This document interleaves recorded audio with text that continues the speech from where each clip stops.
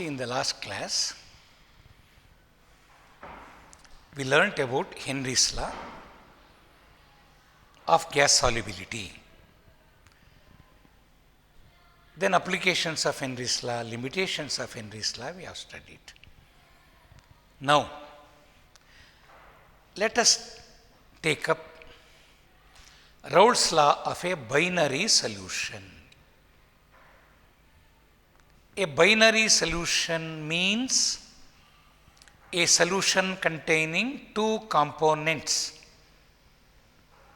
For example, a solution containing benzene and toluene, a solution containing ethyl bromide, ethyl iodide, both liquids. So, our study will be based on solution of a liquid in another liquid, both volatile.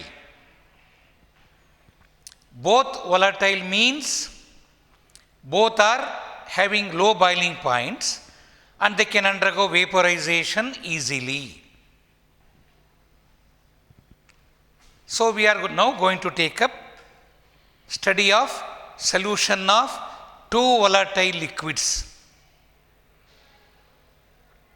And in the last class we told about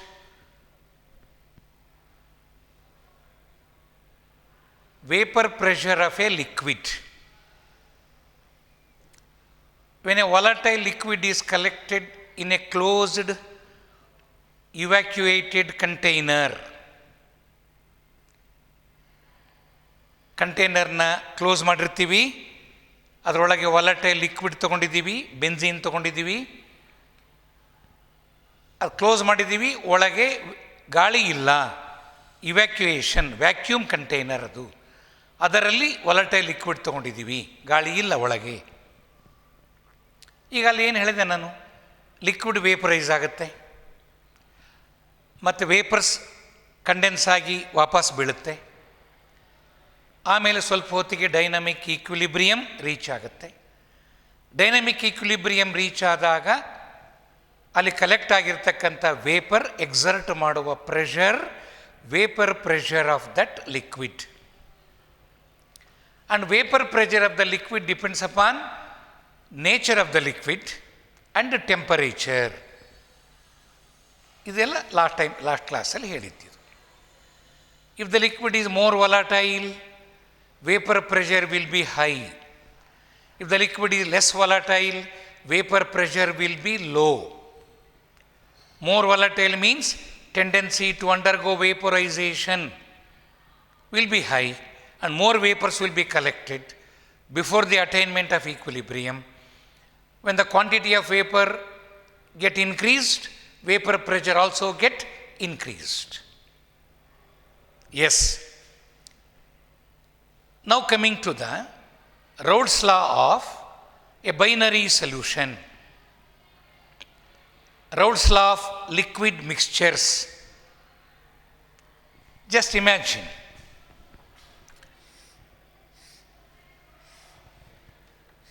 in this beaker I have taken component 1, say benzene. ಅದು ಒಂದು component ತೊಗೊಂಡಿದ್ದೀನಿ, ಅದನ್ನು close ಮಾಡಿದ್ದೀನಿ, ಒಳಗೆ vacuum ಇದೆ.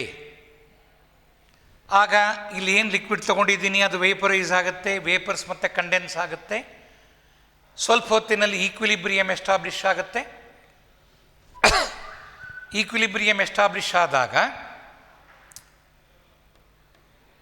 ಇಲ್ಲಿ ಏನು ಈ ಕಾಂಪೋನೆಂಟ್ 1 ಲಿಕ್ವಿಡ್ ಇದೆಯಲ್ಲ, ಅದರ ವೇಪರ್ಸ್ ಏನಿದೆ ಅದು ಎಕ್ಸರ್ಟ್ ಮಾಡುವ ಪ್ರೆಷರ್, ವೇಪರ್ ಪ್ರೆಷರ್, ಇಲ್ಲಿ ಒಂದೇ ಕಾಂಪೋನೆಂಟ್ ಇದೆ, ಅದು ಪ್ಯೂರ್ ಸ್ಟೇಟ್ನಲ್ಲಿದೆ. ಹಾಗಾದರೆ ಇಲ್ಲಿ ಕಲೆಕ್ಟ್ ಆಗ್ತಕ್ಕಂಥ ವೇಪರಿನ ಪ್ರೆಷರ್ನ P1 ಅಂತ ಕರಿತೀವಿ.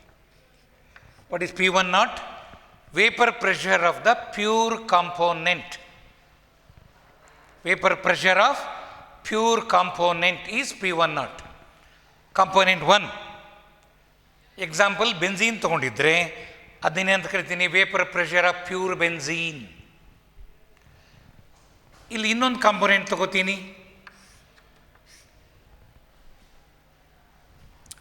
ಕಾಂಪೊನೆಂಟ್ 2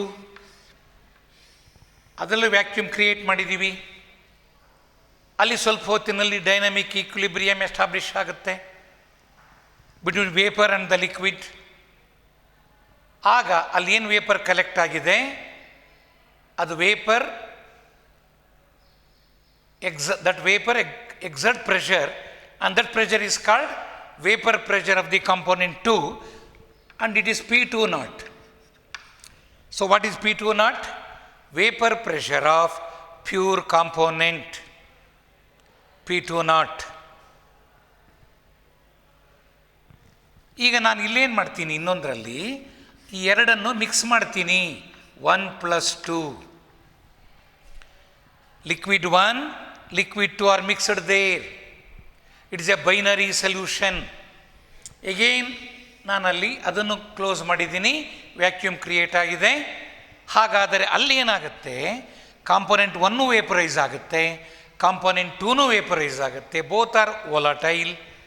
ಹಾಗಾದರೆ ಇಲ್ಲಿ the vapours consist of vapours of component 1, vapours of component 2 ಎರಡೂ ಇದೆ ಅಲ್ಲಿ. ಆಗ ಅಲ್ಲಿ ನಾವೇನು ಹೇಳ್ತೀವಿ, total vapour pressure of the mixture. So ಇದನ್ನು total vapour pressure of the mixture or total vapour pressure of the binary solution, P total.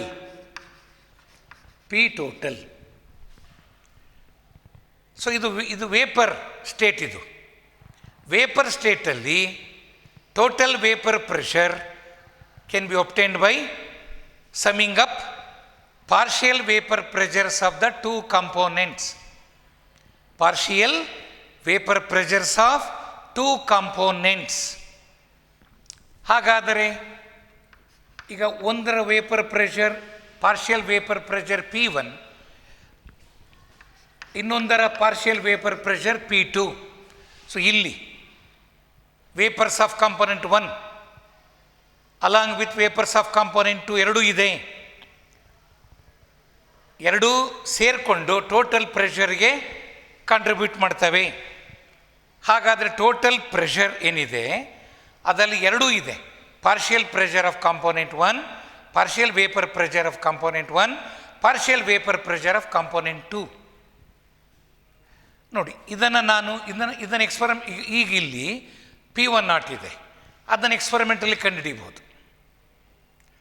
ಅದಕ್ಕೆ there is a one method called manometric method to determine pressure of a gas, pressure of vapor at the given temperature.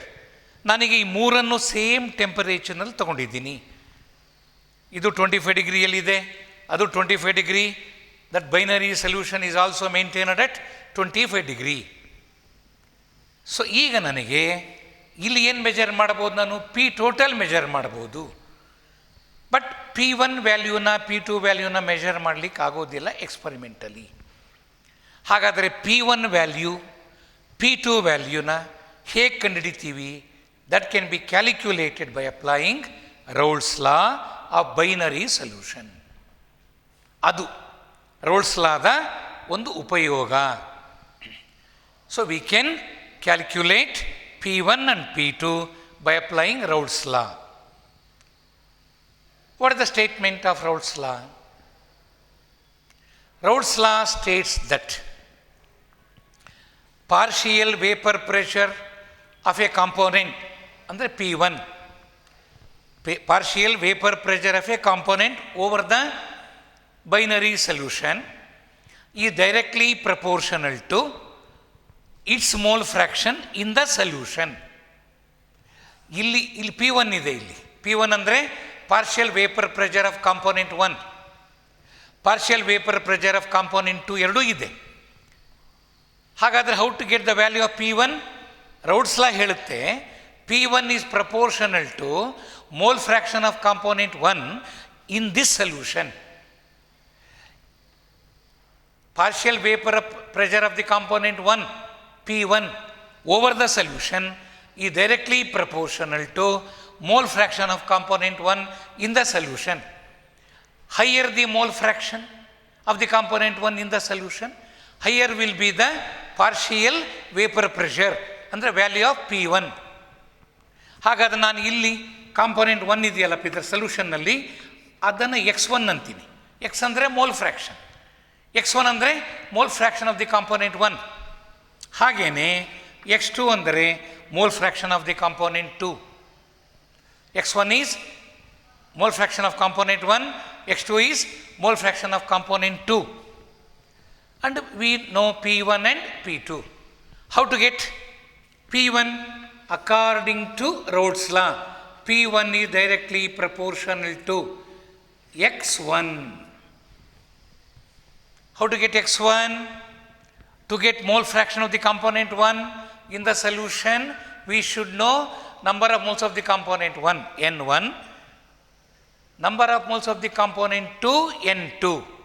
And you know x1 is given by N1 divided by N1 plus N2. That is N1 divided by N total. N1 divided by N total. Okay. ಹಾಗಾದರೆ x1 is N1 divided by N1 plus N2 or N1 by N total. ಇದರಲ್ಲಿ ಎಷ್ಟು moles component 1 ಕರಗಿದೆ? N1 moles. ಎಷ್ಟು moles component 2 ಕರಗಿದೆ? N2 moles. Number of moles of component 1, number of moles of component 2, both are known for us. When we know that, we can easily calculate mole fraction. ಹಾಗಾದರೆ x1 is N1 divided by N1 plus N2 or N total. ಹಾಗೆ x2 is N2 divided by N1 plus N2. ಯಾವ ಕಾಂಪೋನೆಂಟಿನ mole fraction ಬೇಕಿದೆ ಅದು ನ್ಯೂಮರೇಟರಲ್ಲಿ ಬರುತ್ತೆ. ಈಗ mole fraction of component 2 is ratio of number of moles of that component to the total number of moles of all the components in the solution. ಅದು definition of mole fraction. ಹಾಗಾದರೆ we know P1 is proportional to x1, or we can go one step further. P1 is equal to proportional mark ತೆಗೆದು proportionality constant ಹಾಕ್ತೀನಿ, ಅದು P1 ಇರುತ್ತೆ x1. ನೋಡಿ, ಇದು P1. Component ಒಂದೇ ಇದ್ದಾಗ ಯಾವ ಟೆಂಪರೇಚರ್ನಲ್ಲಿ ಈ ಮಿಶ್ರಣ ತಗೊಂಡಿದ್ದೀವಿ ಅದೇ ಟೆಂಪರೇಚರ್ನಲ್ಲಿ ನಾವು ಕಾಂಪೊನೆಂಟ್ 1, ಕಾಂಪೊನೆಂಟ್ 2 ಬೇರೆ ಬೇರೆಯಾಗಿ ತಗೊಂಡಿದ್ದಾಗ ಕಾಂಪೊನೆಂಟ್ 1 ಅದೇ ಟೆಂಪರೇಚರ್ನಲ್ಲಿ ಹೊಂದಿರಬಹುದಾದ ಪ್ರೆಷರ್, ವೇಪರ್ ಪ್ರೆಷರ್ P1, ಅದು ಪ್ರಪೋರ್ಷನಾಲಿಟಿ ಕಾನ್ಸ್ಟೆಂಟ್. ಹಾಗಾದರೆ ನಾವು ರೋಲ್ಸ್ ಲಾನ ಹೀಗೂ ಹೇಳ್ಬೋದು, partial vapour pressure of the component 1 over the solution is the product of vapour pressure of the pure component and its mole fraction in the solution. Both the vapor pressures measured at same temperature.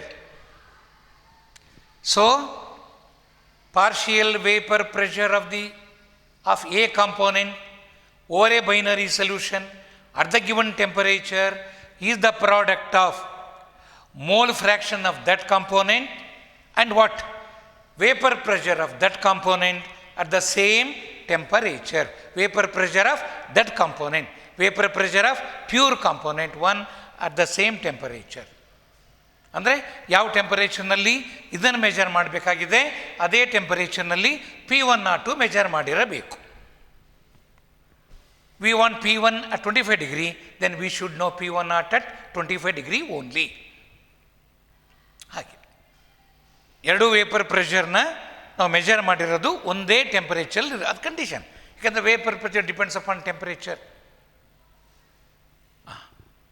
ಅದೇ type ಹೇಳೋದಾದರೆ P2 vapour pressure of component 2, partial vapour pressure of component 2 P2 ಈ directly proportional to x2. P2 is proportional to x2, or P2 is equal to P2 into x2. P2 into x2. Nodi, what is P2? Partial vapor pressure of the component 2 over the binary solution. This solution in ಮೇಲಿರುವ P2. That is product of mole fraction of that component in the solution and vapor pressure of the pure component at the same temperature. Is clear? P1 is P1 into x1. P2 is P2 naught into X2. A ತಗೊಂಡ್ರೆ ನೀವು component A ಅಂತ ತಗೊಂಡ್ರೆ ಆಗ 1 ತೆಗೆದು A ಹಾಕ್ತೀಯ. P A is equal to P A naught into X A. ಹಾಗೆ P B ಅಂತ ಬರೆದ್ರೆ P B naught into X B. Component A ತಗೊಂಡಿದ್ರೆ P A is P A naught into X A. P B is P B naught into X B. What is P A naught? Vapor pressure of the pure component A. What is XA? Mole fraction of the component A in the solution. What is PA? Partial vapor pressure of the component A over the solution. ಹಾಗೆ PB. ಇದು vapor pressure of the pure component, mole fraction of the component B in the solution, partial vapor pressure of the component B over the solution. ಆಗ ನನಗೆ P total ಅಂದ್ರರ್ಥ P1 plus P2. ಹೀಗಾಗದಲ್ಲಿ ಬರೀತೀನಿ P total is equal to P1 plus P2. What is P1? P total is equal to what is P1? P1 naught X1 plus P2 naught X2. We know P1 is P1 naught X1, P2 is P2 naught X2. ಎರಡು add ಮಾಡಿದಾಗ P total ಬರುತ್ತೆ. ನೋಡಿ, ಈಗ ಇದರ ಮೇಲೆ problem ಕೊಟ್ಟರೆ problem ಎಷ್ಟು ಖುಷಿಯಾಗಿ ಮಾಡ್ಬೋದು. ನಮಗೇನೇನು ಕೊಡ್ತಾರೆ? Number of moles of component 1 ಕೊಡ್ತಾರೆ, ಇಲ್ಲಿ number of moles of component 2 ಕೊಡ್ತಾರೆ. ಅದರಿಂದ X1 ಕಂಡುಹಿಡಿತೀಯಾ, X2 ಕಂಡುಹಿಡಿತೀಯಾ. P1 ನಾಟ್ ಕೊಟ್ಟಿರ್ತಾರೆ, P2 ನಾಟ್ ಕೊಟ್ಟಿರ್ತಾರೆ. You know P1 naught, you know X1. How to calculate X1? N1 divided by N total. P2 naught ಕೊಟ್ಟಿದ್ದಾರೆ, X2 N2 divided by N total ಎಲ್ಲ ಗೊತ್ತಿದೆ. Substitute ಮಾಡ್ತೇವೆ, ಆಗ P total ಬಂತು. ಒಂದು simple problem upon rolls ಲಾ. ಈ ಈಕ್ವೇಷನನ್ನು ಇನ್ನು ಸ್ವಲ್ಪ ಮುಂದುವರಿಸಿದರೆ ವಿನೋ ಸೊಲ್ಯೂಷನ್ನಲ್ಲಿ 2 ಕಾಂಪೋನೆಂಟ್ಸ್ ಇದ್ದಾಗ ಆ 2 ಕಾಂಪೋನೆಂಟ್ಗಳ ಮೋಲ್ ಫ್ರ್ಯಾಕ್ಷನನ್ನು ಸಮಪ್ ಮಾಡಿದರೆ value should be 1. Value should be 1. ಹಾಗಾದರೆ ಈಗ ನೋಡಿ, 2 moles of component 1, 3 moles of component 2ನ ಮಿಕ್ಸ್ ಮಾಡಿದ್ದೀನಿ.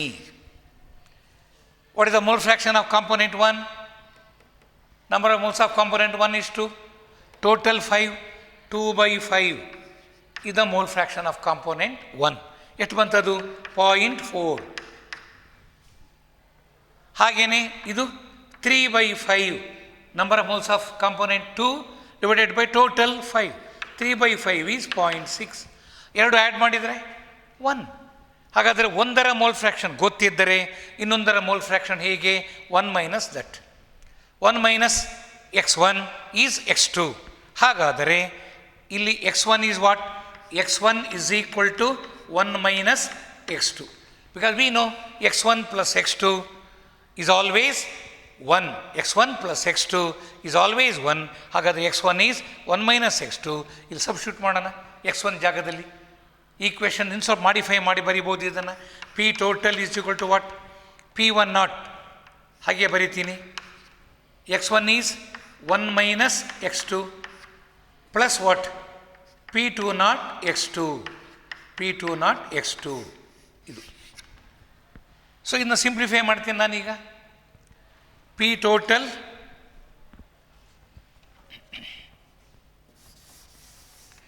ನೋಡಿ, ಈಗೆಲ್ಲ ನಾನು ಮಾಡಿದೆ P1 ನಾಟ್ ಬರೆದೆ.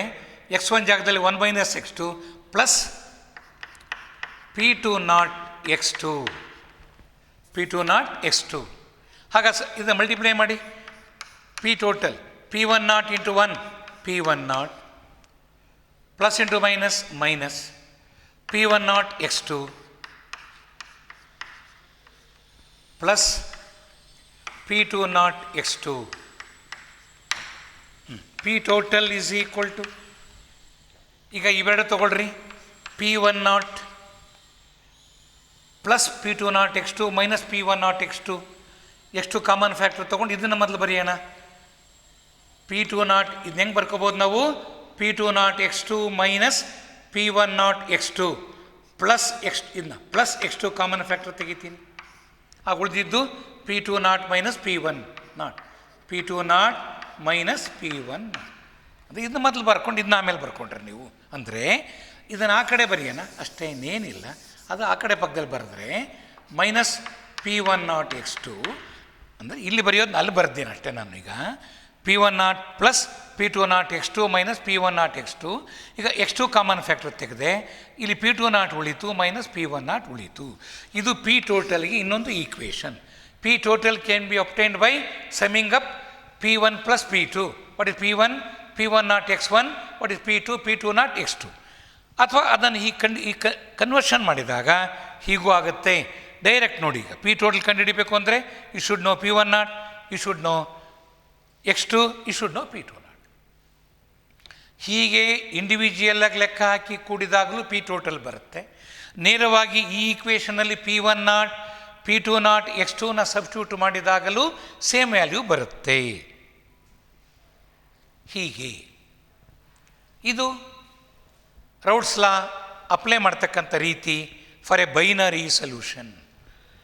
ಬೈನರಿ ಸೊಲ್ಯೂಷನ್ ಅಂದರೆ a mixture of two volatile liquids. ಅಂಥ ಮಿಶ್ರಣವನ್ನು ನಾವು ಒಂದು ಕ್ಲೋಸ್ಡ್ ಇವ್ಯಾಕ್ಯುಯೇಟೆಡ್ ಕಂಟೈನರ್ನಲ್ಲಿ ತಗೊಂಡಾಗ ಎರಡೂ ಕಾಂಪೋನೆಂಟ್ಸ್ ವೇಪರೈಸ್ ಆಗುತ್ತೆ. At the given temperature dynamic equilibrium develop ಆಗುತ್ತೆ. ಆಗ ಅಲ್ಲಿ ಮೊದಲನೇ ಕಾಂಪೋನೆಂಟ್ ಏನು ಫಸ್ಟ್ ಅಲ್ಲಿ ಎರಡು ಕಾಂಪೋನೆಂಟ್ಸ್ ಇದೆ. ಕಾಂಪೋನೆಂಟ್ 1 ವೇಪರೈಸ್ ಆಗಿದೆ. ಹಾಗಾದರೆ ಆ ವೇಪರ್ ಸ್ಟೇಟಲ್ಲಿ ಕಾಂಪೋನೆಂಟ್ 1 ಪ್ರೆಷರ್ ಏನಿದೆ ಅದು partial vapour pressure of component 1 ಅಂದರೆ P1. What is P2? Partial vapour pressure of component 2. Raoult's law ಏನು ಹೇಳುತ್ತೆ? P1 is equal to X1 into P1 naught ಅಥವಾ P1 naught into X1. What is P2? P2 naught into X2. Partial pressure of pure component into its mole fraction.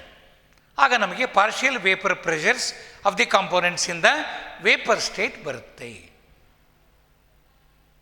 Rouse ಆದ problems ಹೀಗೆ ಮಾಡ್ತಕ್ಕಂಥ ರೀತಿ. Okay, ಈಗ ನಾನು ನಿಮಗೆ ಹೆನ್ರೀಸ್ ಲಾ ಹೇಳಿದ್ದೀನಿ, ಆಗಲೇ ರೌಲ್ಸ್ ಲಾ ಹೇಳಿದ್ದೀನಿ. ಇವೆರಡೂ ನೋಡಿದಾಗ ನಮಗನ್ಸುತ್ತೆ Raoult's law is only a special type of Henry's law. ಎರಡು ಒಂದೇ ಇದೆ ಇವೆರಡು, ಅದರ ಒಂದು ಸ್ಪೆಷಲ್ ಟೈಪ್ ಇದು. ಯಾವ ರೀತಿಯಲ್ಲಿ special type? How do you show that Raoult's law is only a special type of Henry's law? ಈಗ ಎರಡನ್ನೂ ಜ್ಞಾಪಿಸ್ಕೊಳ್ರ. ಹೆನ್ರೀಸ್ ಲಾ ಏನು ಹೇಳುತ್ತೆ?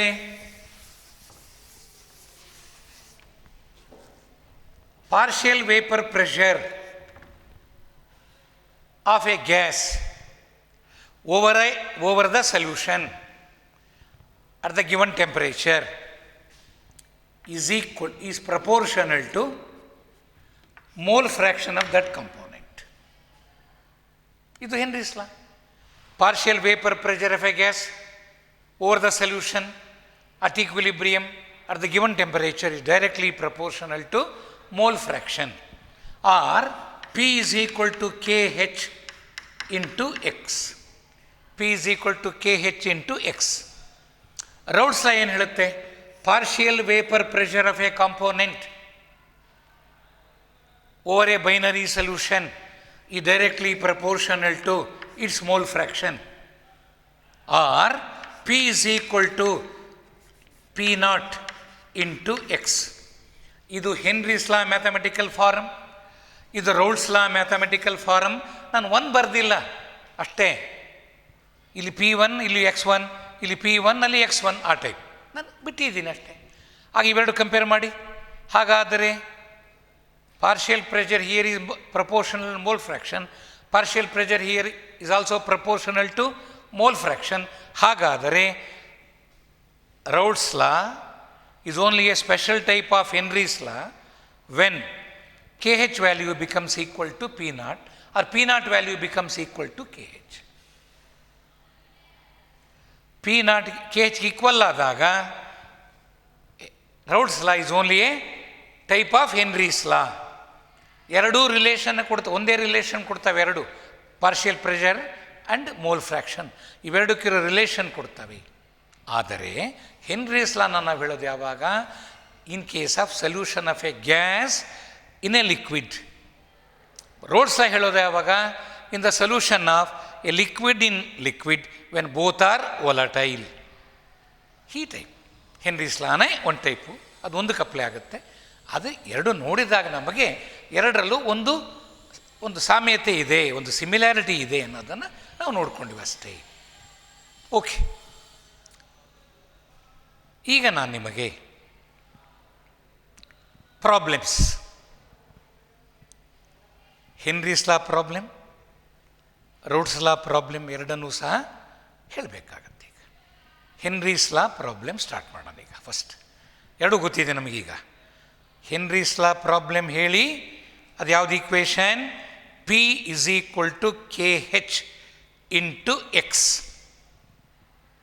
K H into X. And Henry's law ಬಗ್ಗೆ ಹೇಳಿದೆ ನಾನು. This law is applicable only for a dilute solution. For a dilute solution ಅಂದಾಗ solute quantity ಕಡಿಮೆ ಇರುತ್ತೆ, ಸಾಲ್ವೆಂಟ್ ಕ್ವಾಂಟಿಟಿ ಜಾಸ್ತಿ ಇರುತ್ತೆ. ಜನರಲಿ ನಾವು ಸಾಲ್ವೆಂಟನ್ನು ಕಾಂಪೋನೆಂಟ್ 1 ಅಂತ ತಗೊಳ್ಳೋಣ, ಅದೇ ಫಸ್ಟ್ ಕಾಂಪೋನೆಂಟ್. ಅದ್ರಲ್ಲಿ ಸಲ್ಯೂಟನ್ನು ಕರಗಿಸ್ತೀನಿ, ಅದು ಸೆಕೆಂಡ್ ಕಾಂಪೋನೆಂಟ್. ವಾಟರ್ ತಗೊಂಡೆ, ಅದು ಕಾಂಪೋನೆಂಟ್ 1. ಅದಕ್ಕೆ ಯೂರಿಯಾ, ಅದಕ್ಕೆ ನಾನು ಆಲ್ಕೋಹಾಲ್ ಹಾಕ್ತೀನಿ, ಅದು second component. Both are liquids. ಆಗ ಜನರಲಾಗಿ ಇನ್ಮೇಲೆ ನಾವು ಈ ಇಡೀ ಚಾಪ್ಟರ್ ಪೂರ್ತಿ 1 ಸ್ಟ್ಯಾಂಡ್ಸ್ ಫಾರ್ ಸಾಲ್ವೆಂಟ್, 2 ಕಾಂಪೋನೆಂಟ್ ಇದೆಯಲ್ಲ that stands for salute. N2 ಅಂದರೆ number of moles of salute, N1 number of moles of solvent. ಹಾಗೆ ಡೈಲ್ಯೂಟ್ ಸೊಲ್ಯೂಷನ್ನಲ್ಲಿ ಸಲ್ಯೂಟ್ ಕಡಿಮೆ ಇರುತ್ತೆ, ಸಾಲ್ವೆಂಟ್ ಜಾಸ್ತಿ ಇದ್ದರೆ ಅದು ಡೈಲ್ಯೂಟ್ ಸೊಲ್ಯೂಷನ್. ಹಾಗಾದರೆ ಫಾರ್ ಎ ಇದನ್ನು ಜ್ಞಾಪಿಸ್ಕೊಳ್ರಿ. ಹೆನ್ರೀಸ್ ಲಾದ ಸ್ವಲ್ಪ ಮಾಡಿಫೈ ಮಾಡ್ತಾರೆ. ಹೆನ್ರೀಸ್ ಲಾನ ಪ್ರಾಬ್ಲಮ್ಸ್ ಮಾಡೋಕ್ಕೋಸ್ಕರ. X ಅಂದ್ರೇನಪ್ಪ? What is X? N2 divided by N1 plus N2, ಇದು X2. ಹಾಗಾದರೆ ಇಲ್ಲಿ ಎಕ್ಸ್ ಅಂದರೆ ಇದು partial pressure of a component, ಇದು mole fraction of that component. ಇಲ್ಲಿ 2 ಬರ್ಕೊಂಡ್ರೆ 2 ಬರ್ಕೊಳ್ಳಿಲ್ಲ, P X, P1 X1 X. ನಾನಿಲ್ಲಿ ಹಾಗಾದರೆ ಎಕ್ಸ್ ಅನ್ನೋದು mole fraction of a solute ಅಂದ್ಕೊಂಡ್ರೆ, N1 ಅನ್ನೋದು ಮೋಲ್ ಫ್ರ್ಯಾಕ್ಷನ್ ಆಫ್ ಸಾಲ್ವೆಂಟ್. ಎಷ್ಟು ಗ್ಯಾಸ್ ಮೋಲ್ಸ್ ಕರಗಿದೆ ಅದು N2. ಎಷ್ಟು ಮೋಲ್ಸಲ್ಲಿ ಕರಗಿದೆ, ಎಷ್ಟು ಮೋಲ್ಸ್ ಆಫ್ ವಾಟರ್ನಲ್ಲಿ ಕರಗಿದೆ N1. ಇದು Henry's law applicable for gaseous solute in liquid solvent.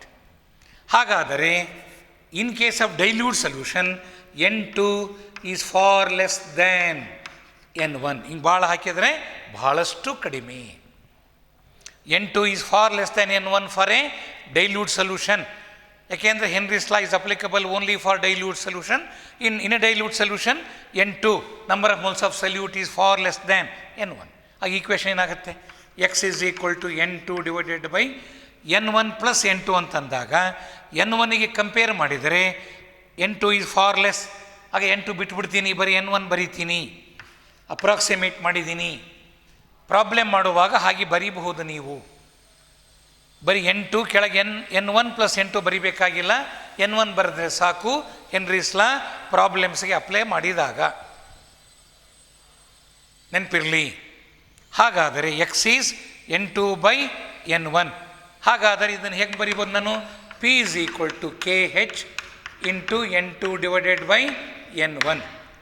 ಈಗ ಪ್ರಾಬ್ಲಮ್ಸ್ ಬಂದಾಗ ನಾನು ಇದನ್ನು ಉಪಯೋಗಿಸ್ತೀನಿ, ಕೆಲವೊಮ್ಮೆ ಡೇಟಾ ನೋಡ್ಕೊಂಡು ಇದಕ್ಕೂ ಹೋಗ್ತೀನಿ. ಅಲ್ಲಿ ಏನೇನು ಕೊಟ್ಟಿದ್ದಾರೆ, N2 N1 ಕೊಟ್ಟಿದ್ದರೆ we go to this equation. N1 N2 ಕೊಟ್ಟು ಈ ಕೆ ಹೆಚ್ ಪಿ ಕೇಳಿದಾಗಲೂ ಈ ಈಕ್ವೇಷನ್ ಮಾಡ್ಕೋಬೋದು ನಾವು. ಸಾಮಾನ್ಯವಾಗಿ ನಮಗೆ ಕೆ ಹೆಚ್ ಕೊಟ್ಟು ಪಿ ಕೇಳಿದಾಗ we calculate X by the equation N2 divided by N1 plus N2. ಆದರೆ P ಕೊಟ್ಟು KH ಕೊಟ್ಟು N1 ಕೊಟ್ಟು N2 ಕೇಳಿದರೆ ಮಾತ್ರ. ಆವಾಗ ಇದು ಸ್ವಲ್ಪ ಲೇಟ್ ಆಗುತ್ತೆ ಕ್ಯಾಲ್ಕುಲೇಷನ್ ಅಂತೇಳಿ ಡೈಲ್ಯೂಟ್ ಸೊಲ್ಯೂಷನ್ಗೆ ಆ ಸಿಂಪ್ಲಿಸಿಟಿ ಅಪ್ಲೈ ಮಾಡ್ಕೋಬಹುದು ನಾವು. ನೆನಪಿರಲಿ,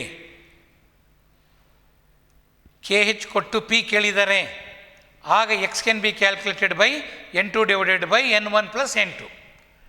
ಬಟ್ KH ಕೊಟ್ಟು P ಕೊಟ್ಟು N1 ಕೊಟ್ಟು N2 ಇವೆರಡರಲ್ಲಿ ಯಾವುದೋ ಒಂದು ಕೊಟ್ಟು ಇನ್ನೊಂದು ಕೇಳಿದಾಗ ನಾವು ಈ ಟೈಪ್ ಸಮ್ ಬರ್ಕೊಳ್ಳಲ್ಲ, N1 ಮಾತ್ರ ಬರ್ಕೊಂಡು ಬಿಡ್ತೀವಲ್ಲಿ. ಆಗ ಬೇಗ ಲೆಕ್ಕ ಮುಗಿದು ಹೋಗುತ್ತೆ, ತಪ್ಪೇನಾಗೋದಿಲ್ಲ ಬಹಳಷ್ಟು. ಆ ರೀತಿಯಲ್ಲಿ ಇವನ್ NEET ಕ್ವಶನ್ಸು, ಯಾವುದು ನಮ್ಮ JEE questions, Karnataka CET questions ಕೊಟ್ಟಾಗ ಬೇಗ ಲೆಕ್ಕ ಮುಗಿಬೇಕಲ್ಲ, ಕ್ಯಾಲ್ಕುಲೇಷನ್ ಮುಗಿಬೇಕಲ್ಲ, ಹಾಗೆ ಮಾಡಬಹುದು ಧಾರಾಳವಾಗಿ. ನಮ್ಮ ಬೋರ್ಡ್ ಎಕ್ಸಾಮ್ನಲ್ಲೂ ಮಾಡ್ಬೋದು. Okay, you look into your notes ನಾವು. ಈಗ ನೀವು ಪ್ರಾಬ್ಲಮ್ ಬುಕ್ ಇಟ್ಕೊಂಡಿದ್ದೀರಿ, ಇದು ತೆಗಿರಿ, ಪ್ರಾಬ್ಲಮ್ ಬುಕ್ಕು ತೆಗಿರಿ. ಎಸ್, ಸಲ್ಯೂಷನ್ಸ್, ಪ್ರಾಬ್ಲಮ್ಸ್ ತೆಗಿರಿ. ಫಸ್ಟು ಪ್ರಾಬ್ಲಮ್ ಹೋಗೋದಕ್ಕಿಂತ ಮುಂಚೆ ಸ್ವಲ್ಪ ಇಲ್ಲಿಗೆ ಬನ್ನಿ, ನೀವು ಥಿಯರಿ ಪೋರ್ಷನ್ಸಿಗೆ ಬನ್ನಿ. ಎಸ್,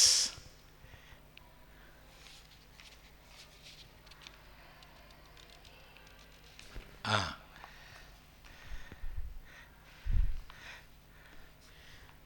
21 ಪೇಜ್ನಲ್ಲಿ ಹೆನ್ರೀಸ್ ಲಾ ಇತ್ತು. 21 ಪೇಜಲ್ಲಿ ಹೆನ್ರೀಸ್ ಲಾ ನೋಡಿ, ಅಲ್ಲಿ ಹೆನ್ರೀಸ್ ಲಾ ಅದನ್ನೊಂದು ಸಲ ಜ್ಞಾಪಿಸ್ಕೊಳ್ರಿ. Partial pressure of the gas in the vapour phase ಈ directly proportional to the mole fraction.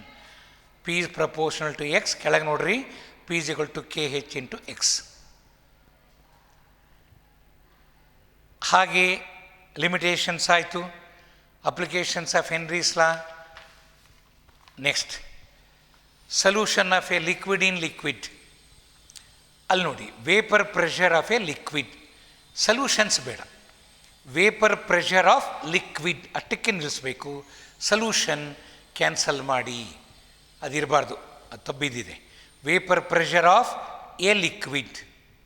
A liquid ಏನು ಹಾಗಂದರೆ, ಬರೀ ಒಂದು ಲಿಕ್ವಿಡ್ ತೊಗೊಂಡಾಗ ವೇಪರ್ ಪ್ರೆಷರ್ ಡೆಫಿನೇಷನ್, ಅದು ವೇಪರೈಸ್ ಆಗಿ ಕಂಡೆನ್ಸೇಷನ್ ಆಗಿ ಈಕ್ವಿಲಿಬ್ರಿಯಮ್ ಅಟೇನ್ ಆದಾಗ ಅಲ್ಲಿ ಕಲೆಕ್ಟ್ ಆಗಿರುವ ವೇಪರ್ ಎಕ್ಸರ್ಟ್ ಮಾಡುವ ಪ್ರೆಷರ್.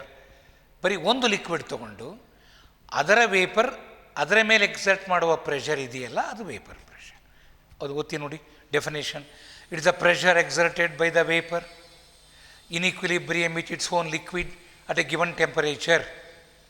ಅಷ್ಟೇ, ಅದು vapour pressure. Note, vapour pressure does not depend on amount of the liquid, independent of the quantity of the liquid. ಹಾಗೆ ಥರ್ಮೋಡೈನಮಿಕ್ಸ್ನಲ್ಲಿ ಕಳೆದ ವರ್ಷ intensive property, extensive property, vapour pressure is dash. ಅದು mass dependent ಆದರೆ extensive, independent ಆದರೆ intensive. ನೆನ್ಪಿಟ್ಕೊಳ್ಳೋಕೆ ನೋಡು, independent, intensive. If the quantity is independent of the mass, intensive. ಹಾಗಾದರೆ vapour pressure does not depend on ಅಂದರೆ independent of the amount or mass of the liquid. ಅಲ್ಲೇ ಬರ್ಕೋ. So what, ಅದನ್ನು ಎಂಟ್ರೆನ್ಸಿಗೆ ಕೇಳಬಹುದು, first year PUCಯಲ್ಲಿ ಬರ್ತಕ್ಕಂಥ question ಅದು. ಬರೀ so V P ಅಂದರೆ vapour pressure is intensive property. ಯಾಕೆ? ಅದು independent. Vapour pressure is intensive property. Next ನೋಡಿ, factors affecting the vapour pressure. ಒಂದು, ನೇಚರ್ ಆಫ್ ಲಿಕ್ವಿಡ್, ನೆನ್ನೆ ಹೇಳ್ಕೊಟ್ಟಿದ್ದೀನಿ ಅದನ್ನೆಲ್ಲ, ಸುಮ್ಮನೆ ಓದಿಬಿಡ್ತೀನಿ ಒಂದು ಸಾರಿ. Each liquid has a characteristic vapour pressure. Vapour pressure depends on volatility of the liquid. Volatility of a liquid depends on magnitude of intermolecular forces of attraction. Molecule ಮಧ್ಯದಲ್ಲಿ attraction ಜಾಸ್ತಿ ಇದ್ದರೆ ಒಂದು ಇನ್ನೊಂದನ್ನು ಹೊರಗೆ ಹೋಗ್ಲಿಕ್ಕೆ ಬಿಡಲ್ಲ. ಇಂಟರ್ಮಾಲಿಕ್ಯುಲರ್ ಅಟ್ರಾಕ್ಷನ್ ಜಾಸ್ತಿ ಇದೆ ಅಂದರೆ ವೇಪರೈಸೇಷನ್, ಎಸ್ಕೇಪಿಂಗ್ ಟೆಂಡೆನ್ಸಿ, ಹೊರಕ್ಕೆ ಎಸ್ಕೇಪ್ ಆಗಿ ಹೊರಕ್ಕೆ ಹೋಗುವ ಟೆಂಡೆನ್ಸಿ ಕಮ್ಮಿ, ಆಗ ವಾಲಟಿಲಿಟಿ ಕಮ್ಮಿ. ನೋಡು, weaker the intermolecular forces of attraction, more will be the volatility of the liquid. Attractive force weak ಇದ್ದರೆ ಅಟ್ರಾಕ್ಷನ್ ಕಮ್ಮಿ, ಆಗ ಒಂದು ಇನ್ನೊಂದರ ಅಟ್ರಾಕ್ಷನ್ ಕಿತ್ಕೊಂಡು ಹೊರಗೆ ಹೋಗುತ್ತೆ. ಅಟ್ರಾಕ್ಷನ್ ವೀಕ್ ಇದ್ದಾಗ ಎಸ್ಕೇಪಿಂಗ್ ಟೆಂಡೆನ್ಸಿ ಜಾಸ್ತಿ, more volatility. More will is the volatility of the liquid and higher is its vapour pressure and vice Versa.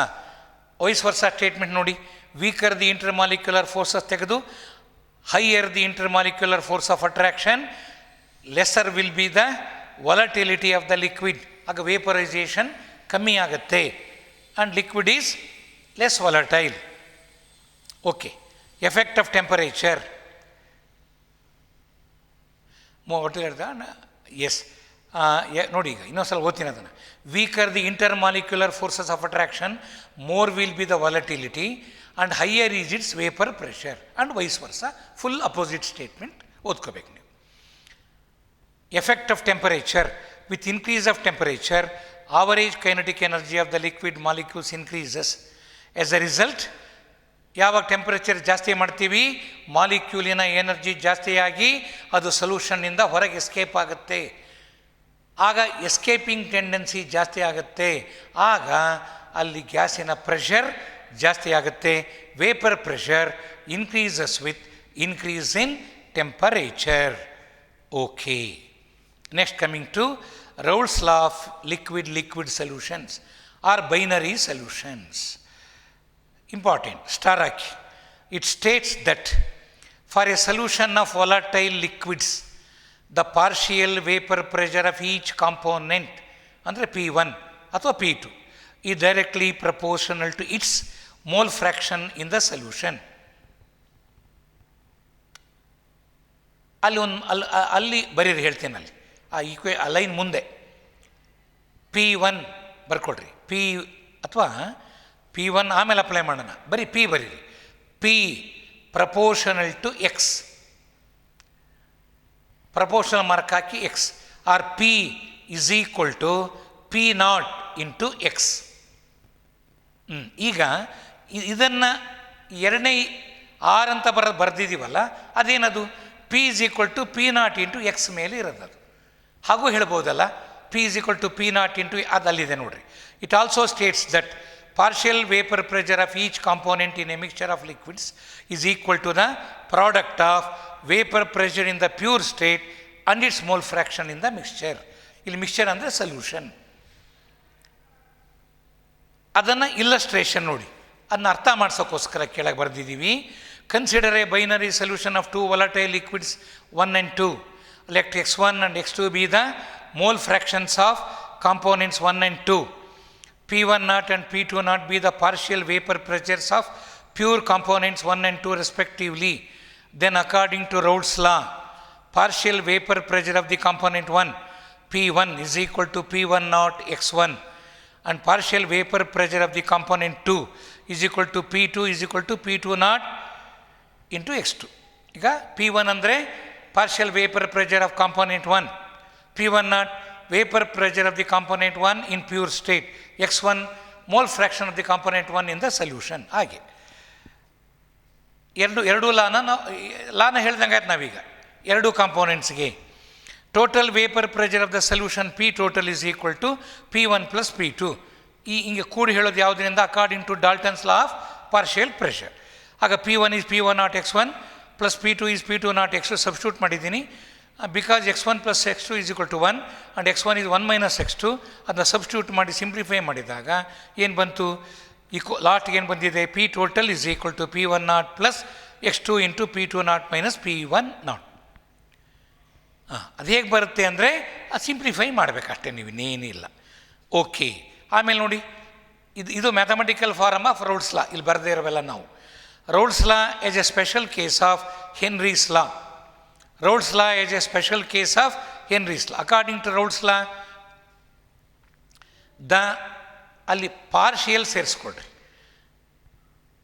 According to Raoult's law, the partial vapor pressure of volatile component in a solution is directly proportional to its mole fraction in the solution. P proportional to X or P is equal to P naught x, call it equation 1. According to Henry's law, in the solution of Henry's law, in the solution of a gas in liquid, partial pressure of the gas is directly proportional to its mole fraction in the solution, P proportional to x, or P is equal to Kh into x, called equation 2. From 1 and 2, it is found that Raoult's law is a special case of Henry's law in which Kh becomes equal to P naught. ಹಿಂಗೆ ಬರೀಬೇಕು. ಪ್ರಶ್ನೆ ಏನಿರ್ತದೆ ಹೇಳ್ರಿ, title ನೋಡ್ರಿ, show that ಅಂತ ಸೇರಿಸಲಿ. Show that Raoult's law is a special case of Henry's law. Question ಏನು? Show that Raoult's law is as ಬೇಡ ಅವಾಗ, ಶೋ ದಟ್ ಅಂತ ಬರ್ಕೊಂಡಾಗ Raoult's law is a special case of Henry's law. Next ideal solutions ಇದೆ. ಈಗ ಅಲ್ಲಿ problems ಮಾಡೋಣ. For problems see notebook. For problems see notebook. ಈಗ ಪ್ರಾಬ್ಲಮ್ಸ್ ಆನ್ ಹೆನ್ರೀಸ್ ಲಾನೂ ಮಾಡಬೇಕು ಈಗ ನಾವು, ಕರೆಕ್ಟ್? ಮಾಡುವ ಪ್ರಾಬ್ಲಮ್ಸ್ ಆನ್ ಹೆನ್ರೀಸ್ ಲಾ ತೆಗೀರಿ. ಎಕ್ಸರ್ಸೈಸ್ ತೆಗೀರಿ. ಎಕ್ಸರ್ಸೈಸ್ ತೆಗೆದರೆ ಈಗ ನೀವು ಬೇಕಾದ್ರೆ ಒಂದು ಸ್ವಲ್ಪ ಹೊತ್ತು ಪಾಸ್ ಮಾಡಿ ಆಮೇಲೆ ಬಂದು ಕೂತ್ಕೊಂಡು ಪ್ರಾಬ್ಲಮ್ ಸ್ಟಾರ್ಟ್ ಮಾಡ್ಕೊಳ್ಳಿ. ಈಗ ಪ್ರಾಬ್ಲಮ್ಸ್ ನೋಡಿ. ಕ್ವಶನ್ ಪ್ರಾಬ್ಲಮ್ ನಂಬರ್ 19, ಅದು ಹೆನ್ರೀಸ್ ಲಾ. ಈಗ ನೀವು 19 ಅಂತ ಬರ್ಕೊಳ್ಳಿ ನಿಮ್ಮ ನೋಟ್ಬುಕ್ಕಲ್ಲಿ. 19 ಪ್ರಾಬ್ಲಮ್ ಆಮೇಲೆ ಬರ್ಕೋತೀರಿ ನೀವು. ನಾ ಇವಾಗ ಓದಿಬಿಡೋಣ ಇಬ್ಬರು ಸೇರಿಕೊಂಡು. Henry's law constant for oxygen is, ಈಗ ಅಲ್ಲಿ ನೋಟ್ಬುಕ್ಕಲ್ಲಿ ನೀವೇನು ಬರ್ಕೋಬೇಕು ಗೊತ್ತಾ? ಪ್ರಾಬ್ಲಮ್ಸ್ ಆನ್ ಹೆನ್ರೀಸ್ ಲಾ ಅಂತ ಬರೀರಿ ಟೈಟಲ್. ಪ್ರಾಬ್ಲಮ್ಸ್ ಆನ್ ಹೆನ್ರೀಸ್ ಲಾ, ಅದು 19th ಪ್ರಾಬ್ಲಮ್. ಪ್ರಾಬ್ಲಮ್ ನಾವು ಓದ್ಬಿಡೋಣ, ನೀವು ಆಮೇಲೆ ಬರ್ಕೊಳ್ಳಿ ಅದನ್ನು. Henry's law constant for oxygen is 46.8 kilo-bar at 303 Kelvin. ಹಾಗಾದರೆ ಏನು ಕೊಟ್ಟ? ಹೆನ್ರೀಸ್ ಲಾ ಕಾನ್ಸ್ಟೆಂಟ್ ಅಂದರೆ KH ಬರ್ಕೊ ಕೆಳಗೆ, ಲೆಕ್ಕ ಬರಲಿಕ್ಕೆ ಲೈನ್ ಬಿಟ್ಟು ಡೇಟಾ ಅಂತ ಬರೆದು KH is equal to what? 46.8 kilo-bar. ಅದನ್ನು ಕಿಲೋ ಬಾರ್ನ ಬಾರಿಗೆ ಕನ್ವರ್ಟ್ ಮಾಡಿ ಬರೀರಿ ಕೆಳಗೆ ಈಕ್ವಲ್ಸ್ ಹಾಕಿ. 46.8 ಇಂಟು ಕಿಲೋ ಮೀನ್ಸ್ 1000, ಬರೀ 1000 ಹಾಕು. 46.8 ಇಂಟು 1000 ಬಾರ್. 10⁻³ ಬರ್ಕೋ, ಇಲ್ಲ 1000 ಬರ್ಕೋ. 46.8 into 1000 bar. Calculate partial pressure of the gas ಅಂದರೆ P is equal to question mark when the mole fraction of the oxygen in the solution is 1.8 into 10⁻³ ಡೈರೆಕ್ಟಾಗಿ ಏನು ಕೊಟ್ಬಿಟ್ರು? Mole fraction ಕೊಟ್ಬಿಟ್ರು ಆಕ್ಸಿಜನ್ಗೆ. By chance ಆ ಸೊಲ್ಯೂಷನ್ನಲ್ಲಿ ಅವರು ಮೋಲ್ ಫ್ರ್ಯಾಕ್ಷನ್ ಆಫ್ ಆಕ್ಸಿಜನ್ ಕೊಡೋದ್ರ ಬದಲು ಮೋಲ್ ಫ್ರ್ಯಾಕ್ಷನ್ ಆಫ್ ವಾಟರ್ ಕೊಟ್ಬಿಟ್ಟಿದ್ರೆ ಆಗ ನಾವೇನು ಮಾಡ್ತಿದ್ವಿ? 1- ನಮಗೆ ಮೋಲ್ ಫ್ರ್ಯಾಕ್ಷನ್ ಆಫ್ ಆಕ್ಸಿಜನ್ ಬೇಕು, ಆಗ ಅವರು ವಾಟರ್ ಕೊಟ್ಬಿಡ್ತಾರೆ ಮೋಸ ಮಾಡಲಿಕ್ಕೆ. ಆಗ ನೀನು 1- mole fraction of water is mole fraction of oxygen. ನೋಡಿ, ಅಂಥ ಲೆಕ್ಕ ಕೊಟ್ಟಾಗ ನಾವು ಯಾವುದರ ಬಗ್ಗೆ ಮಾತಾಡ್ತಿದ್ದೀವಿ? ಆಕ್ಸಿಜನಿಂದ ಸ್ಟಾರ್ಟ್ ಮಾಡಿದರೆ ಅದು ಮೋಲ್ ಫ್ರ್ಯಾಕ್ಷನ್ ಆಫ್ ಆಕ್ಸಿಜನ್ನೇ ಆಗಿರಬೇಕು. ಪಾರ್ಷಿಯಲ್ ಪ್ರೆಷರ್ ಆಫ್ ಆಕ್ಸಿಜನ್ ಕೇಳಿದರೆ ಮೋಲ್ ಫ್ರ್ಯಾಕ್ಷನ್ ಆಫ್ ಆಕ್ಸಿಜನ್ನೇ ಬರೀಬೇಕು. By chance mole fraction of water ಕೊಟ್ಟಿದ್ದರೆ 1- mole fraction of water will give you mole fraction of oxygen. Okay, ಹಾಗಾದರೆ ಎಕ್ಸ್ ಬರ್ಕೋ. X is equal to 1.8 into 10⁻³ ಇವಾಗ ಎಲ್ಲ application ಆಗೋದು ಯಾರಿಗೆ? ಆಕ್ಸಿಜನ್ಗಲ್ವಾ? ಹಾಗಾದರೆ ಮೇಲೆ ನಮಗೆ ಕೊಟ್ಟಿದ್ದವರು KH, ಅದು ಆಕ್ಸಿಜನ್ಗೆ. KH ಫಾರ್ ಆಕ್ಸಿಜನ್ ಕೊಟ್ಟರು. ಪಾರ್ಷಿಯಲ್ ಪ್ರೆಷರ್ ಆಫ್ ಆಕ್ಸಿಜನ್ ಕೇಳಿದರು. ಮೋಲ್ ಫ್ರ್ಯಾಕ್ಷನ್ ಆಫ್ ಎಲ್ಲ ಆಕ್ಸಿಜನ್ಗೆ ಬರೀ ಈಕ್ವೇಷನ್ ಬರೀ. P ಬರೋದು ಮೂಲೆಯಲ್ಲಿ O2. ನಮ್ಮ ಜನರಲ್ ಈಕ್ವೇಷನ್ ಏನು? P is equal to KH into X. P is equal to KH into X. ಈಗ ನಾವು ಆಕ್ಸಿಜನ್ಗೆ ಅಪ್ಲೈ ಮಾಡೋಣ ಅದನ್ನು. P of O2 is equal to KH of O2 into XO2. ಹಾಗೆ ಅವಾಗ ನಾವು ತಪ್ಪು ಮಾಡಲ್ಲ. ನಾವಿಲ್ಲಿ XO2 ಬರೆದರೆ ಕೊಟ್ಟಿರೋದು XH2 ಅಲ್ವಾ ಅಂತ ಅವಾಗ ಸರಿ ಮಾಡ್ಕೊತೀವಿ, ಇಲ್ಲ ತಪ್ಪು ಮಾಡಿಬಿಡ್ತೀವಿ. ಅದಕ್ಕೆ ಒಂದು ಸಲ ಕೊಟ್ಟಿರೋ ಗ್ಯಾಸನ್ನು ಬರೆದ್ಬಿಡ್ಬೇಕಲ್ಲಿ. ಈಗ ಅವ್ರೇನು ಕೇಳಿದ್ದಾರೆ, ಪಾರ್ಷಿಯಲ್ ಪ್ರೆಷರ್ ಆಫ್ ಆಕ್ಸಿಜನ್ ಕೇಳಿದ್ದಾರೆ. ಈಕ್ವಲ್ಸ್ ಕೆಳಗೆ ಈಕ್ವಲ್ಸ್ ಹಾಕು. ಕೆ ಎಚ್ ಆಫ್ ಆಕ್ಸಿಜನ್ ಎಷ್ಟು? 46.8 ಇಂಟು 1000 ಇಂಟು XO2 1.8 ಇಂಟು 10⁻³ ಏನಾಗುತ್ತೆ ಈಗ? ಇದು 1000 ಇದೆ, 10⁻³ ಅದು 10⁻³ ಏನಾಗುತ್ತೆ? ಇವೆರಡು 10⁻0 1 ಆಯಿತು. ಉಳಿದಿದ್ದೇನು? 46.8 ಇಂಟು 1.8. ಇವರು ಗುಣಿಸ್ರಿ, ಆನ್ಸರ್ 84.24 ಬಾರ್ ಬರುತ್ತೆ. ಅವ್ರು ಬಾರಲ್ಲಿ ಕೊಟ್ಟಿದ್ದಾರೆ, ನಾವು ಬಾರಲ್ಲಿ ಕೊಡ್ತೀವಿ. ಆನ್ಸರ್ನ 84.24 ಬಾರ್. 20th ಪ್ರಾಬ್ಲಮ್ಮು ಹೆನ್ರೀಸ್ ಲಾದ ಮೇಲೆ ನೋಡಿ, ಓದೋಣ. ಮತ್ತು ನಿಮ್ಮ ಕೆಲಸ ಗೊತ್ತಲ್ಲ, ಪ್ರಾಬ್ಲಮ್ ಬರೀಲಿಕ್ಕೆ ಜಾಗ ಬಿಟ್ಕೊಳ್ಳಿ. ಇವತ್ತು ಸದ್ಯಕ್ಕೆ ಬರೆಯೋಕೆ ಕೂತ್ಕೋಬಾರ್ದು, ಆಮೇಲೆ ಬರೀಬೇಕು ನೀವು ನನ್ನ ಜೊತೆಗೆ. Be with me. Calculate how many millimoles. Millimoles ಕಂಡುಹಿಡಿಯೋಣ, ಆಮೇಲೆ ಅದನ್ನು ಮಿಲಿಮೋಲ್ ಮಾಡೋಣ. ಅವರು ಮಿಲಿಮೋಲ್ ಅಂತ ಕೇಳಿದ್ದಾರೆ, ಆದರೆ ನಮಗೇನು ತಲೆ ಕೆಡಿಸ್ಕೋಬೇಕಾಗಿಲ್ಲ. ಹೌ ಮೆನಿ ಮೋಲ್ಸ್, ಆಮೇಲೆ ಮಿಲಿಮೋಲ್ ಮಾಡುವ. How many millimoles of nitrogen ಅಂದರೆ ಬರ್ಕೋ, ಸ್ಮಾಲ್ ಎನ್ ಬರೆದು ಮೂಲೆಯಲ್ಲಿ N2. Yes, come on start taking collecting data now. Small n ಬರಿ, ನಂಬರ್ ಆಫ್ ಮೋಲ್ಸ್ ಮೂಲೆಯಲ್ಲಿ N2 is equal to question mark. Number of moles of nitrogen ಕೇಳಿದ್ದಾರೆ. Calculate how many millimoles of nitrogen should be dissolved in 1 litre of water. ನೋಡಿ, 1 litre of water ಕೊಟ್ಬಿಟ್ಟ. ನಮಗೆ ಅದನ್ನು mole ಮಾಡಬೇಕಲ್ಲ, ಅದನ್ನು ಮಾಡೋದು ಹೇಗೆ? ಚೆನ್ನಾಗಿ ನೆನ್ಪಿಟ್ಕೊಳ್ರಿ. ವಾಟರ್ ಅದು 1 ಲೀಟರ್ನ ಮೊದಲು CCಯಲ್ಲಿ ಹೇಳಿ. ಸೈಡಿಗೆ ಬರ್ಕೋ, ಹೇಳ್ತೀನಿ. ಸೈಡ್ನಲ್ಲಿ ಬರ್ಕೋ. ಇನ್ ಕೇಸ್ ಆಫ್ ವಾಟರ್ ಅಲ್ಲ, ಅದಕ್ಕಿಂತ ಮೊದಲು 1L ರೈಟ್ ಸೈಡ್ ಕಾರ್ನರಲ್ಲಿ ಬರ್ಕೋ. 1L is equal to 1000 cc. For water density is 1 gram per cc. ಅದು ಗೊತ್ತಿರ್ಬೇಕು ನಿಮಗೆ. For water density is 1 gram per cc. Therefore ನನಗೇನು ಬೇಕು? ಮಾಸ್ ಬೇಕು. How to get number of moles? Mass by molecular mass. Volume ಕೊಟ್ಟಿದ್ದಾರೆ, ಆಗ ಏನು ಮಾಡ್ತೀನಿ ಹೇಳು? ಆಗ D is equal to m/v. ನನಗೆ ಮಾಸ್ ಬೇಕು, ಡೆನ್ಸಿಟಿ ಗೊತ್ತಿದೆ, ವಾಲ್ಯೂಮ್ ಗೊತ್ತಿದೆ. ಇನ್ನು ಕ್ರಾಸ್ ಮಲ್ಟಿಪ್ಲೈ ಮಾಡಿದರೆ m equals D into V. m equals D into V. Density 1 ಅವ್ರು ಕೊಡಲ್ಲ. You should know density of water is always 1 gram per cc. 1 into V 1000, ಅದು 1000 gram ಆಯ್ತು. ಈಗ ಮಾಸ್ ಸಿಕ್ಬಿಡ್ತು 1000 ಗ್ರಾಮ್ಸ್. ಅಲ್ಲೇನೇ number of moles ಕಂಡಿಡಿ.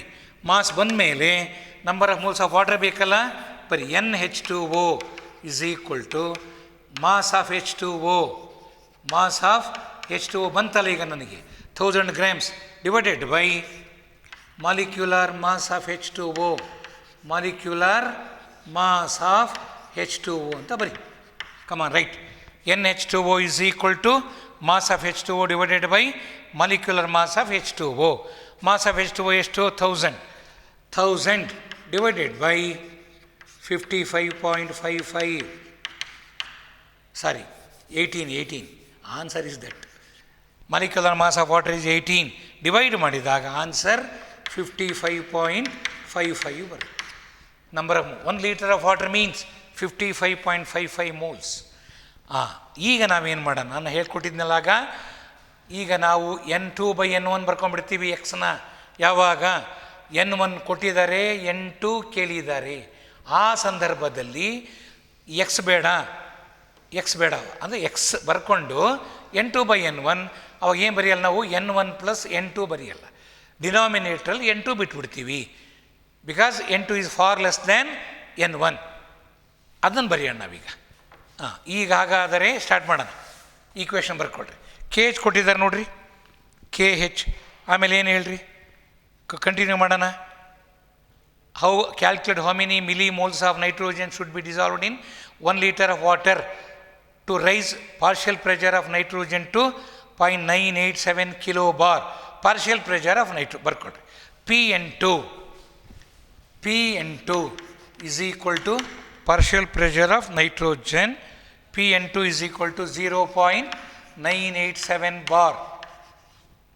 Kilo bar ಕೊಟ್ಟಿದ್ದಾರೆ, kilo bar ಅದನ್ನು into 1000, 0.987 into 1000 bar, ಬಾರಲ್ಲಿ ಬರೀಬೇಕು. ಓಕೆ, Pn2 ಆಯಿತು. Henry's law constant for nitrogen is, ಅದು KH ಫಾರ್ ನೈಟ್ರೋಜನೇ ಕೊಟ್ಟಿದೆ. KH for nitrogen is 76.48 kilo bar ಕೊಟ್ಟಿದ್ದಾರೆ. ಅದನ್ನು ನೀವು ಕೆ ಬಾರ್ ಅಂತ ಬರ್ಕೋ, ಆಮೇಲೆ ಅದನ್ನು ಕಿಲೋ ಬಾರಿಗೆ ಕನ್ವರ್ಟ್ ಮಾಡಿ ಬರಿ. 76.48 ಇಂಟು 1000 ಬಾರ್. ಸೊ ಎಲ್ಲ ಬಾರಲ್ಲಿ ಇದೆ ಈಗ. ಈಗ ಹಾಗಾದರೆ ನಿಮಗೀಗ N2 N1ಗಳಲ್ಲಿ ಒಂದು ಕೇಳಿದಾಗ ನಾನು ಇನ್ನೊಂದು ಸಲ ನಿಮಗೆ ಹೇಳ್ಕೊಡ್ತೀನಿ, ಅದನ್ನು ಬರೆದು ಬಿಡೋಣ. Come on, you write. ಈಕ್ವೇಷನ್ ಬರೀರಿ. P of N2 is equal to KH of N2, ಆಮೇಲೆ N2 divided by N2 plus NH2O. General ಅದು. ಯಾಕೆ ಹೇಳಿ? ಬೇಕಾದರೆ ಒಂದು ನಿಮಿಷ, ಇದು ಒರಿಜಿನಲ್ ಏನೇ, ಒಂದು ನಿಮಿಷ ನೀವು ಒಂದು ಕೆಲಸ ಮಾಡಿ, ಇದನ್ನು ಬೇಡ, ನೀವು ಬರಿಬೇಡ, ಅದರ ಬದಲು XN2 ಅಂತ ಬರೀರಿ. ಅಂದರೆ ಮೋಲ್ ಫ್ರ್ಯಾಕ್ಷನ್ ಆಫ್ ನೈಟ್ರೋಜನ್. ಒಂದು ಸಲ ಇರಲತ್ತು, ಯಾಕಂದರೆ ಮುಂದೆ ಲಾಂಗ್ ರನ್ನಲ್ಲಿ ನಿಮಗೆ ಕನ್ಫ್ಯೂಷನ್ ಆಗ್ಬೋದು. Pn2 is equal to KH of N2 into XN2. ಈಗ ಮತ್ತೆ ಬರಿ, Pn2 is equal to KH of N2, ಆಮೇಲೆ XN2 ಬದಲು ಏನು ಬರೀಬೇಕು? N of N2. ಯಾವುದರ ಮೋಲ್ ಫ್ರ್ಯಾಕ್ಷನ್ ಬೇಕಿದೆ ಅದರ number of moles divided by N of N2 plus N of H2O. ಸೊಲ್ಯೂಷನ್ನಲ್ಲಿರುವ ಮೋಲ್ಸ್ ಯಾವ್ಯಾವು? Number of moles of nitrogen, number of moles of water. ಇಂಥ ಟೈಮ್ನಲ್ಲಿ N2 ಕಂಡುಹಿಡಿಬೇಕಲ್ಲ. ನಾನೇನು ಹೇಳ್ಕೊಟ್ಟು ನಿಮಗಾಗ, N2 is very small, dilute ಸೊಲ್ಯೂಷನ್ಗೆ ಮಾತ್ರ ಅಪ್ಲೈ ಆಗುತ್ತೆ. N2 value is very very small compared to NH2O. ಅಲ್ಲಿ ತೊಗೊಂಡಿರೋ ವಾಟರಿಗೆ ಕಂಪೇರ್ ಮಾಡಿದಾಗ ಕರಗಿರುವ ನೈಟ್ರೋಜನ್ ಬಹಳ ಕಡಿಮೆ. ಆದ್ದರಿಂದ N2ನ ಬಿಟ್ಟುಬಿಡ್ತೀವಿ ನಾವಿಲ್ಲಿ. ಬರೀ ಅಲ್ಲಿ ಬರ್ಕೋ. For a dilute solution, right, for a dilute solution N2 ಅವಾಗ ಹಾಕಿದ್ನಲ್ಲ, ಫಾರ್ ಲೆಸ್ ದೆನ್ NH2. ಯಾಕೆ ಅಂದರೆ ಡೈಲ್ಯೂಟ್ ಸೊಲ್ಯೂಷನ್ಗೆ ಅಪ್ಲೈ ಆಗೋದು ಅದು ಹೆನ್ರೀಸ್ ಲಾ. N2 ಈಸ್ ಈಗ ಭಾಳ ಸಲ ಬರೋದು ಹೆಂಗೆ ಓದ್ಕೋಬೇಕು? For less than NH2O. ಆವಾಗ ನಾವು ಇದು ಸ್ಮಾಲ್ ಎನ್ ಇರಲಿ, ಫಾರ್ ಲೆಸ್ ದ್ಯಾನ್ NH2O. ಆಗ ಏನಾಗುತ್ತೆ equation? Therefore N2 plus NH2O may be written as nearly equal mark. ಹಿಂಗೆ ಹಾಕಿದರೆ ನಿಯರ್ಲಿ ಈಕ್ವಲ್, ಹಿಂಗೆ ಬರೀರಿ, nearly equal to NH2O. N2 ಬಹಳ ಕಮ್ಮಿ ಇದೆ, ಅದನ್ನು ಬಿಟ್ಟು ಬಿಡ್ತೀವಿ. ಆ ಟೈಪ್ ಕನ್ವರ್ಟ್ ಮಾಡ್ಕೋಬೇಕು ನೋಡ್ರಪ್ಪ. ಇದು ಇಂಪಾರ್ಟೆಂಟ್ ಪ್ರಾಬ್ಲಮ್, ಸ್ಟ್ಯಾಂಡರ್ಡ್ ಪ್ರಾಬ್ಲಮ್ ಅದು. ಸೊ ಈಗ ಏನು ಇಕ್ವೇಷನ್ ಬರಲಿ? Pn2 is equal to what?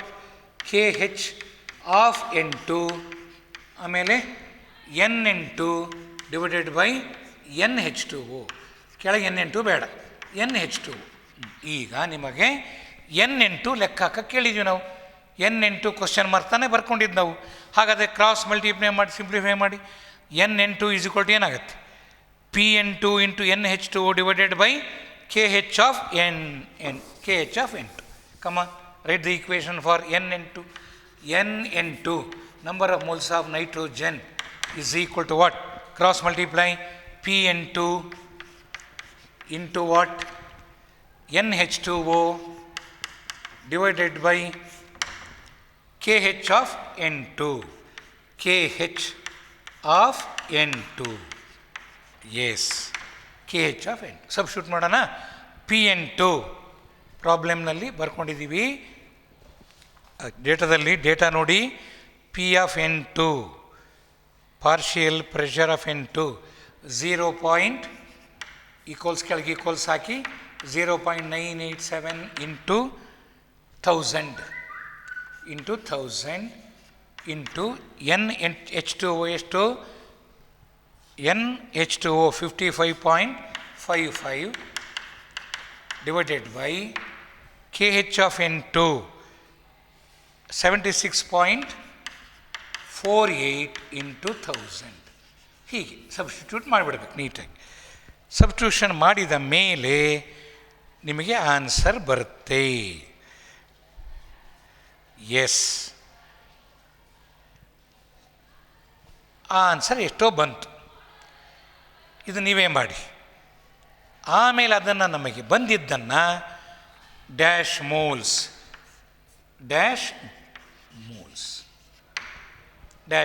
ಬಂತು. ಅದನ್ನು ಮಿಲಿ ಮೋಲ್ ಮಾಡೋದು ಹೆಂಗೆ? How to make it milli mole. Milli ಅಂದ್ರೇನು? ಮೋಲನ್ನು ಮಿಲಿ ಮೋಲ್ ಮಾಡೋದು ಹೇಗೆ? ನಿಮಗೇನು ಗೊತ್ತಿದೆಯಪ್ಪ? 1 ಮಿಲಿ ಮೋಲ್ ಬರ್ಕೊಡ್ರಿ, ಒಂದು ಕಡೆ ಬರ್ಕೊಡ್ರಿ, ಇಲ್ಲಿ ಬರೀತೀನಿ ನೋಡ್ರಿ.